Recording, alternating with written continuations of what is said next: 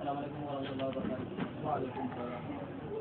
Alhamdulillah wassalatu wassalamu ala Rasulillah. Di syukur hadirat Tuhan Yang Maha Esa karena pada sore ini kita dipertemukan dengan suasana yang berbeda, dengan suasana yang cukup nyaman, santai, namun bernuansa intelektual dan bernuansa ilmiah. Salawat serta salam kepada junjungan Nabi Muhammad Sallallahu Alaihi Wasallam sebagai pewakil peradaban yang mampu membawa umatnya melompat dari zaman diri menuju zaman diri dengan konsep salah dan untuk nama Tuhan yang menciptakan. Artinya spirit dalam Islam sudah diberikan sebagai motivasi untuk senantiasa belajar. Makanya beberapa tokoh yang mengatakan bahwa jadikanlah tempat sebagai sekolah dan jadikanlah tempat saja di sekeliling sebagai guru. Itu tempat berdiskusi, tempat belajar. Pada kesempatan ini saya diharap sebagai penanggung jawab di PA KMI Cabang Beraya memberikan diskusi dengan kawan-kawan, yaitu dengan bedah buku secara intensif mungkin seperti itu yang saya pahami mengenai gagasan Profesor Nurholis Majid. Ini ada bukunya saya bawa bahwa ini adalah tema yang memang menjadi kontroversi cara berpikirnya mulai dari 1970-an atau masuk dalam 1965, yaitu sudah masuk perdebatan yang sudah diperlukan dalam cara berpikirnya.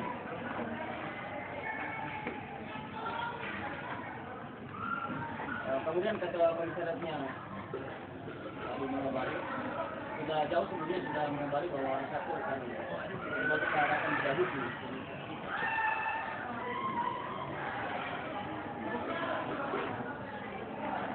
Baik, kawan-kawan, di sini ada berapa jurusan? Dua ya? Dua. Manajemen dan administrasi. Enggak gitu. Nah, kalau jurusan manajemen apa saja? Akuntansi. Satu. Yang merangkap akuntansi manajemen, ada yang merangkap.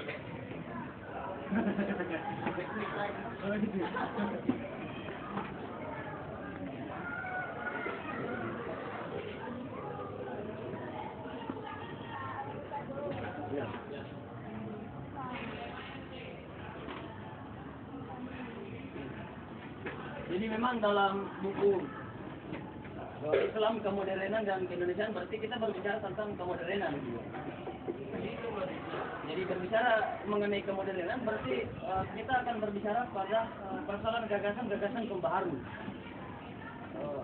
Atau istilah Fred Barton dia katakan bahwa Nurholis Majid adalah tokoh neomodernisme, orang yang pro dengan modern, orang yang tokoh yang selalu menjemput pembaharuan. Nah, saya pikir bahwa memang setiap manusia itu harus ada pergerakan kepada pembaharuan itu. Ada pembaharuan.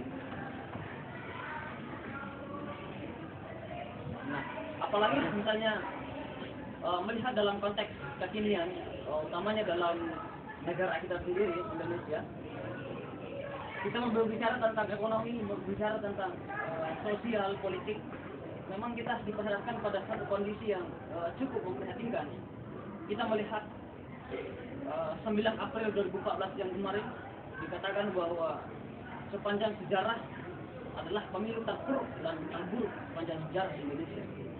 Artinya kita disoroti pada dimensi sosial dan politik. Yang kedua, kita disoroti pada persoalan ekonomi, di mana ekonomi dikatakan di Indonesia memang dengan skala perbandingan dari segi pengangguran, dari segi kemiskinan itu sangat memprihatinkan. Artinya para ekonomi hari ini kemudian dituntut untuk mengadakan pembaharuan. Begitu pun juga dalam Islam. Nah pertanyaan kemudian, bukankah dalam negara ini adalah negara yang paling banyak menganut Muslim? Ya, penganut Muslim kemudian berlandaskan kepada akidah Islam. Nah lantas, bukankah dalam Islam adalah janji Tuhan dan janji ya, dalam teks Al-Quran pun sebagai agama yang sama dua makan, sesuai dengan zaman dan perkembangan waktu. Artinya mau tidak mau bahwa Islam harus berada pada di tengah-tengah problem multidimensi atau multikrisis pada kesempatan ini atau konteks hari ini.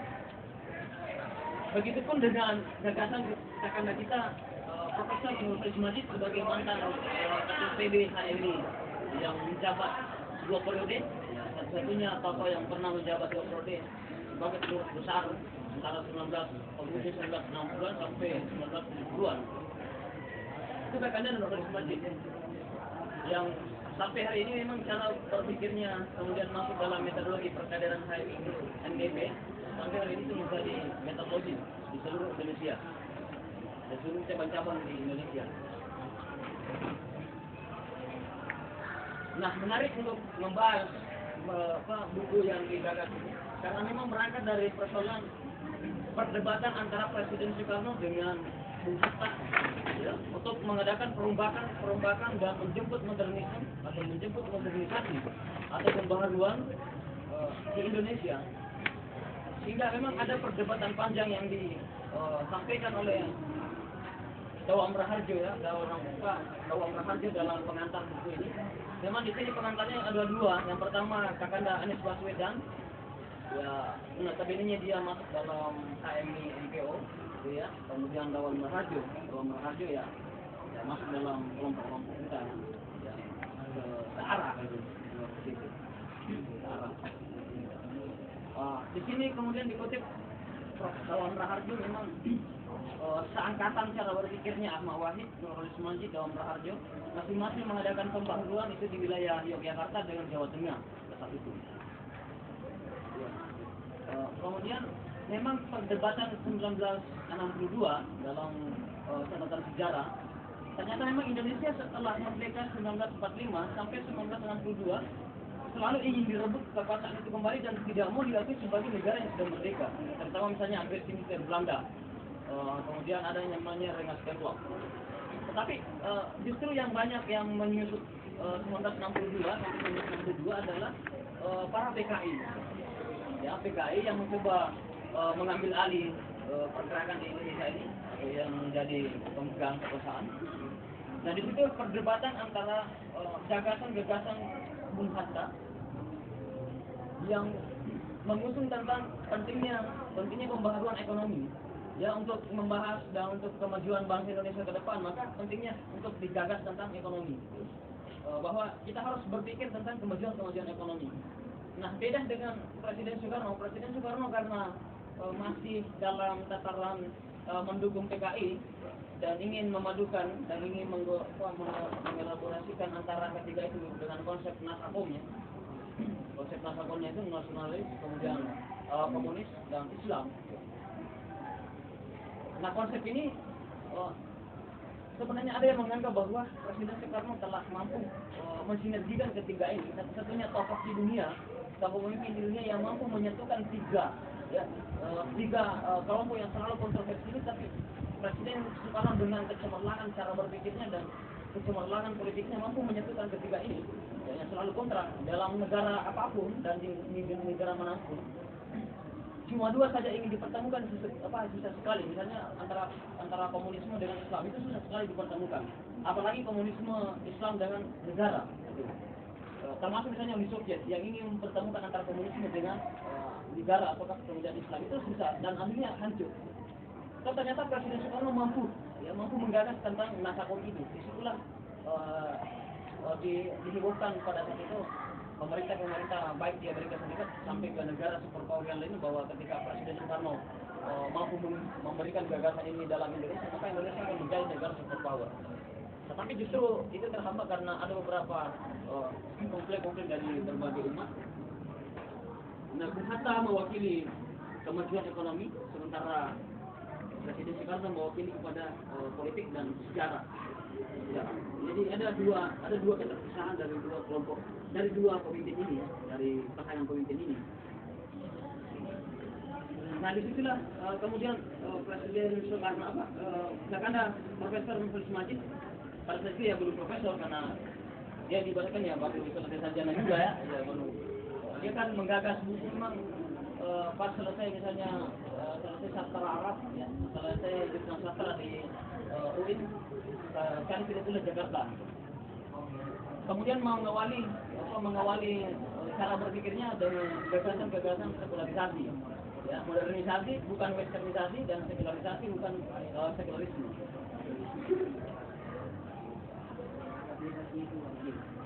Ada yang sudah pernah mendengar tentang Kakanda Mukhlis Majid? Siapa sih mereka? Siapa sih dia? Ada yang sudah pernah mendengar? Siapa sih sosok Mukhlis Majid itu? Ya, ada. Yang pernah mendengar itu siapa sih Mukhlis Majid? Siapa Mukhlis Majid itu? Jadi memang dalam kata pengantar ya, dalam buku ini memang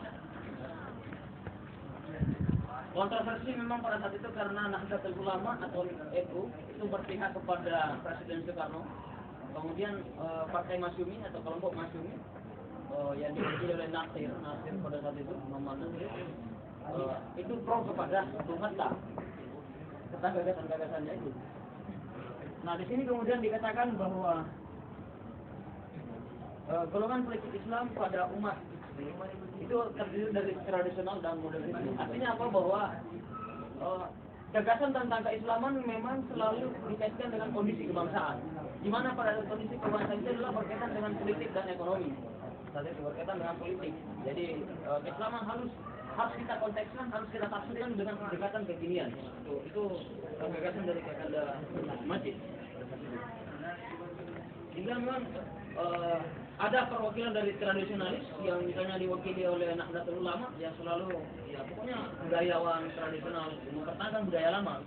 Nah, sementara gagasan-gagasan tokoh pembaharu karena sudah jemu melihat kok bisa sampai hari ini Islam tak mampu memberikan kontribusi yang nyata kepada negara Indonesia. Artinya Indonesia umat Islam Indonesia ingin memberikan kontribusi nyata kepada gagasan-gagasan pembaharuan Indonesia ke depannya. Jadi itu maksudnya. Nah, di sini kemudian gagasan-gagasan dari Kakanda Mukhlis Majid. Oke, kita masuk ke sebelum kita masuk ke gagasan-gagasan Kakanda Mukhlis Majid 1968.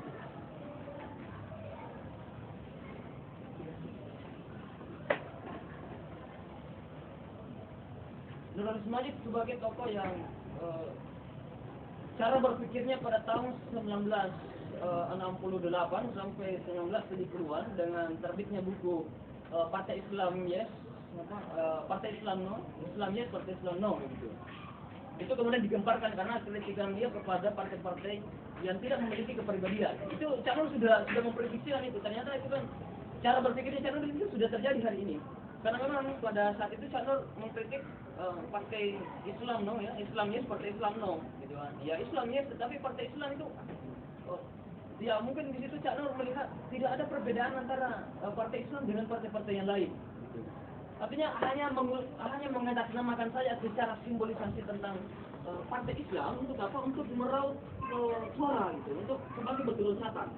Ya, tetapi kepribadian dan cara pergerakannya itu tidak memiliki corak berpikir. Ya. Coba lihat saudara saya partai-partai Islam hari ini itu lebih parah. Nah, kritikan Cak Nur sudah 1970-an atau sekitar 44 tahun yang lalu gitu. Artinya cara berpikirnya Cak Nur memprediksikan bahwa pergerakan sosial politik ke depan itu akan terjadi seperti itu. Dan Cak Nur sudah mewanti-wanti itu 44 tahun yang lalu. Itu sudah dalam terbitan bukunya ya, buku gagasan pertamanya itu. Kemudian cara berpikirnya yang bersama pada saat itu adalah tawaran dia kepada modernisme atau modern, bukan westernisasi. Apa itu westernisasi? Ya, mana dengan westernisasi? Ya, gimana itu westernisasi? Ada apa? Ya, westernisasi. Jadi, westernisasi yang pada saat itu. Jadi ini dia jemput pertama gagasannya adalah sekularisasi. Ya, sekularisasi bukan westernisasi.